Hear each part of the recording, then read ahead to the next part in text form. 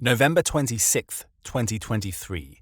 A group of 5 heavily armed Somali pirates has just boarded the MV Central Park, a chemical tanker making its way through the Gulf of Aden. The pirates feel confident and in control. They believe they're about to bag themselves a massive payday. They're wrong, and in the minutes that follow, they're about to realize what a major mistake they just made. As news of the Central Park hijacking began to break, the reaction from much of the world was one of shock and confusion. Because the era of Somali piracy was supposed to be over. It had ended more than a decade ago, in fact. Between 2008 and 2012, piracy off the Horn of Africa reached its peak. The images of the time are unforgettable.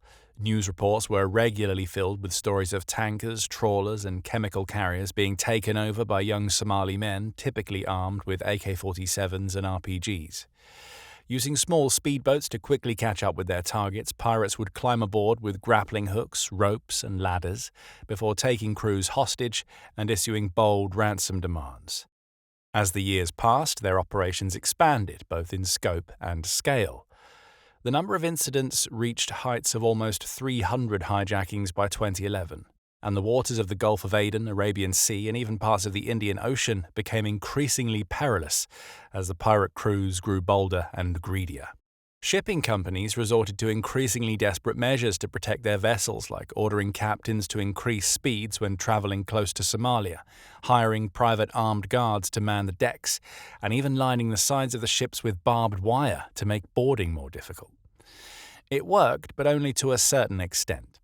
The attacks kept coming, with pirates bringing in millions of dollars for themselves, the clans they were part of, and their shady backers. In April 2011, they set a world record for the highest ever ransom payout after the staggering sum of $13.5 million was paid out for the release of a Greek-flagged Very Large Crude Carrier, or VLCC, and her 25-member crew, who had been held hostage for 58 days. The vessel was carrying 2 million barrels of oil worth around $200 million, which goes some way to explaining why such a hefty ransom was eventually paid. But it was clear to see that these kinds of incidents could not be allowed to keep happening over and over again. The world could not sit idly by and allow the pirates to prosper forever, so it decided to send in the big guns. In an almost unprecedented display of international collaboration, multiple nations, including the United States, China, India, Japan, Russia, and various members of the European Union, established naval patrols throughout the region. They sent in warships, destroyers, and patrol boats, transforming the Gulf of Aden from a pirate's playground to one of the most heavily guarded waterways on Earth. It worked. The pirates' golden age came to an end, and as the years passed, the number of attacks, or even attempted attacks, dropped all the way to zero. And it stayed that way for several years. It looked like the problem had been solved, but in reality, it had only been put on ice. The pirates hadn't been eliminated, they were merely biding their time, waiting for the right confluence of events so they could make their return. And in the early 2020s, the stars aligned. Chaos began to break out across the Middle East, coming to a head in late 2023 with the October 7th Hamas attack and the beginning of the Gaza war. As the situation spiraled, the world's major powers became more focused on the unfolding crisis, with concerns about potential pirate attacks being placed on the back burner. Maritime patrols began to ease as warships and other vessels were relocated or given new orders, and the Somali pirates started to emerge from their hideouts.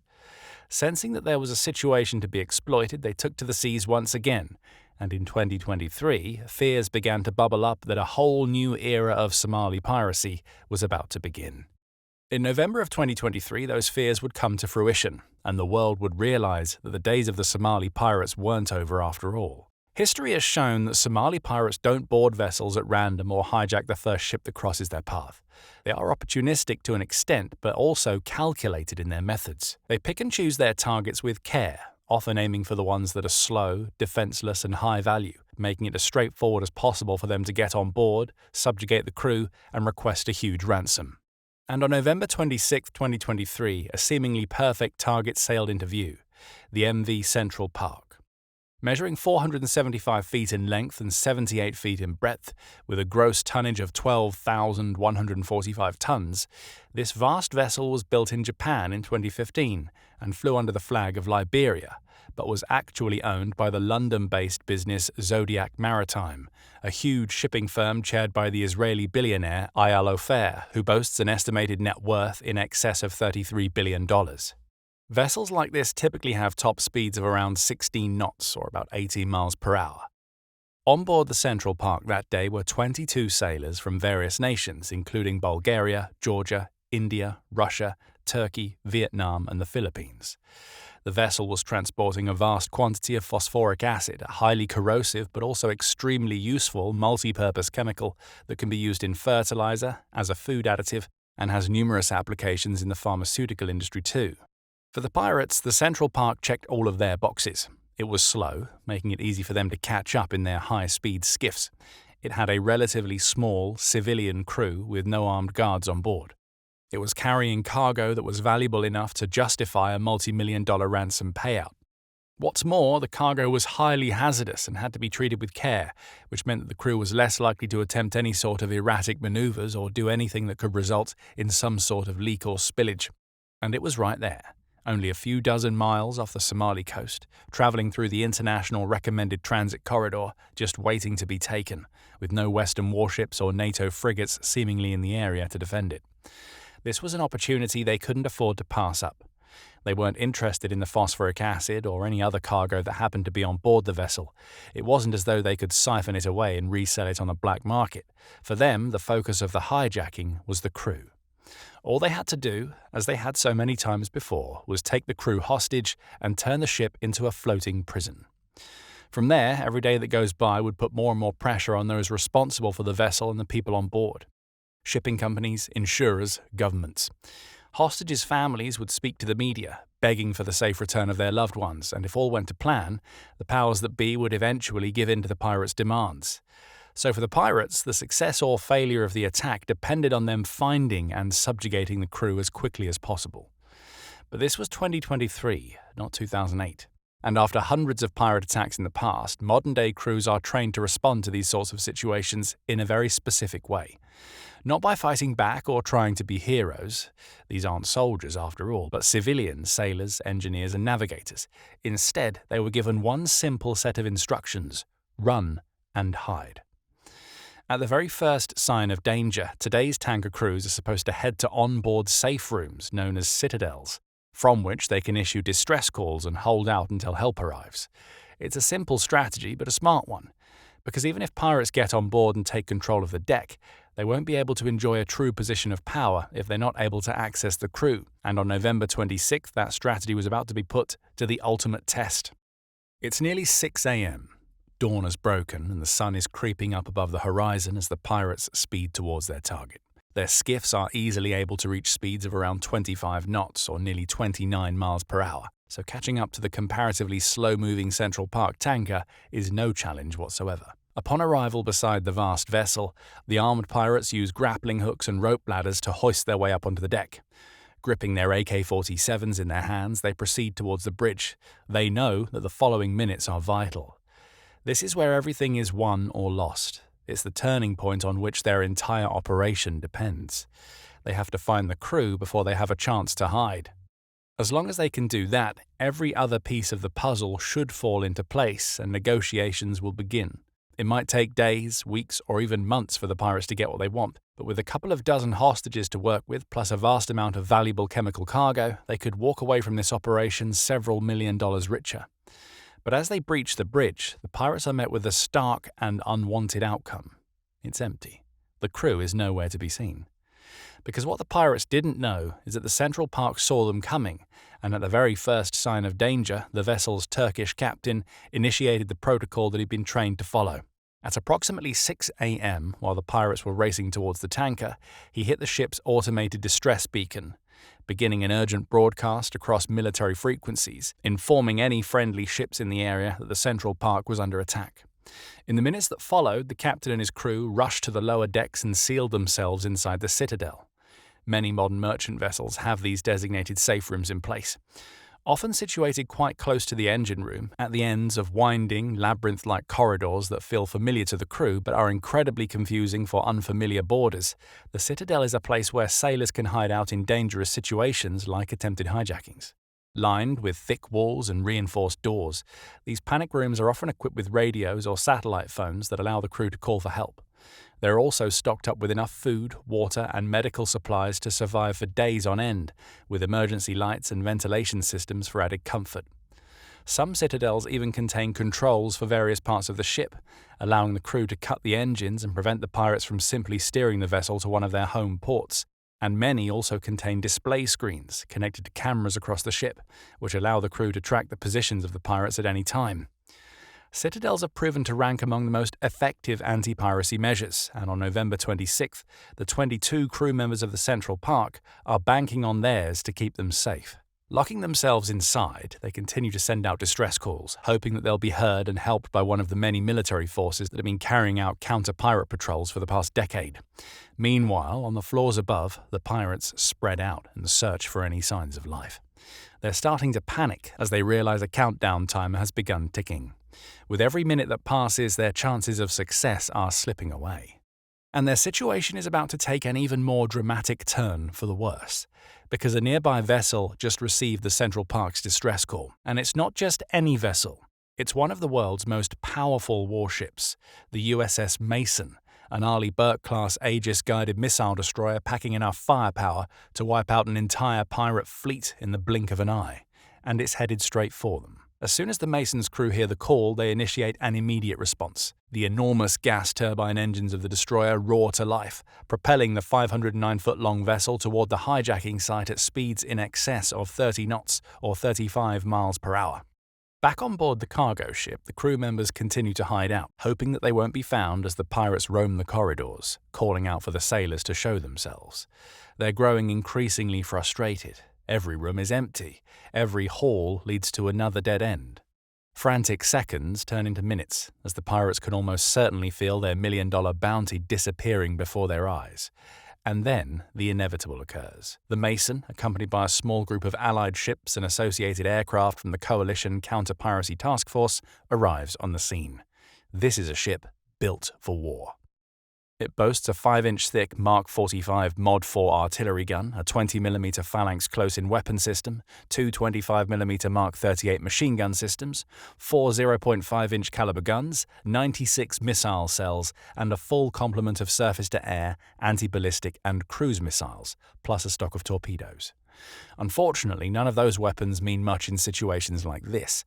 While external observers might imagine that the US Navy could simply send in a heavily armed destroyer to blow the pirates away by force, those kinds of blockbuster movie-style scenarios simply don't exist in the real world. The MV Central Park was not an enemy warship. It was a civilian vessel carrying vast stocks of hazardous chemicals. Any missile, shell, or round fired at the vessel, even with care and precision, carried a risk of causing civilian casualties or a serious ecological crisis if any of the chemical containers were damaged. So when it arrived in the same waters as the hijacked vessel, the Mason's objective wasn't to destroy it, but to save it. To do that, the US military had to rely on a particular tactic known as Visit, Board, Search and Seizure, or VBSS for short.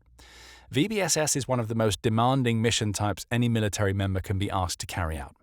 Just as the acronym states, it involves teams visiting hijacked vessels, boarding them, searching for enemy combatants, and seizing control from them. If it sounds simple, it's not. There are countless variables involved and an incalculable range of ways in which these missions can go badly. Even getting on board moving vessels that are under an enemy's control can be immensely dangerous, with boarding teams often arriving either by helicopter or with the aid of their own speedboats. Once on the deck, they must proceed through the huge ship, scouring every floor, every room, every corridor. They know that armed combatants could be lurking around every corner, but they also know that there are innocent people on board who need to be saved. They have to be able to tell the two apart, which means they can't go in guns blazing. Instead, they must take the time to analyze every sign of life, discerning between friend and foe, before making the relevant call to open fire or provide assistance. And they have to do all of this in the often claustrophobic confines of cargo ships' lower decks, with countless places for enemies to hide. In these scenarios, the hijackers have the advantage, even though they're often armed with much more primitive weapons and equipment, and they don't have anywhere near the same kind of military training and experience as the soldiers hunting them down. They still have the all-important advantages of being able to take up hidden positions, prepare traps and ambushes, and fire first on their opponents. If the Mason's VBSS team was going to take control of the Central Park, they knew that it could be extremely risky and come at significant cost. As the American warship closes in on the Central Park, the US Navy issues a message to the pirates. They are to relinquish control of the vessel immediately or suffer the consequences. The Navy hopes that this might be enough to frighten the Somalis away, negating the need for a challenging VBSS operation. By this point, the pirates still haven't managed to lay their hands on a single crew member, who are all safe inside the Citadel. Their window of opportunity has slammed shut. In order for this to be a successful hijacking, they had to not only secure the vessel, but also capture the crew. Only then would they have the power they needed for their ransom demands. Now, looking out across the waters at a billion-dollar American warship, they realize their mission has rapidly changed. Any plans of a prolonged hostage crisis have collapsed. This is no longer a kidnapping. It's an escape mission, and they have to flee the scene as quickly as they possibly can. Leaving the lower decks and rushing back to the open air, the 5 armed pirates abandon their operation and scramble back over the guardrails of the chemical carrier into their speedboat. They push the throttle to the max, hoping their agile skiff might be enough to allow them to make a speedy getaway. But this isn't a Hollywood movie. It's real life. And while the speed of the skiff might have been too much for the tanker to cope with, it's not nearly enough to escape a US missile destroyer, especially one supported by a small fleet of military surveillance aircraft and other assets. Spotting the pirates attempting to make their escape, the USS Mason's crew immediately transition from plotting a rescue mission to preparing for a capture. Its high-powered engines roar to life once more as it begins a high-speed naval pursuit of the small pirate vessel. The new objective is set: stop the Somalis before they can make it back to shore. If the pirates had fled under the cover of darkness, it may have helped their odds. A vessel like theirs, which is so small it barely even registers on radar screens, may have been able to speed out of sight of their pursuers and effectively disappear into the night. Unfortunately for them, though, this escape attempt is unfolding in broad daylight, and the pirates have only the slimmest of head starts. Using a combination of lookouts, aerial assistance, and state-of-the-art radar systems, the Mason follows the skiff, never losing sight of it and getting closer with every passing minute. The Somalis show no sign of slowing down or handing themselves in, so the Mason's captain takes things up a notch and gives the order for a series of warning shots to be fired. The destroyer's heavy weapons unload with careful precision, striking the water around the skiff, delivering a clear message to those on board: either stop and live to tell the tale, or risk being blown out of the water if you refuse.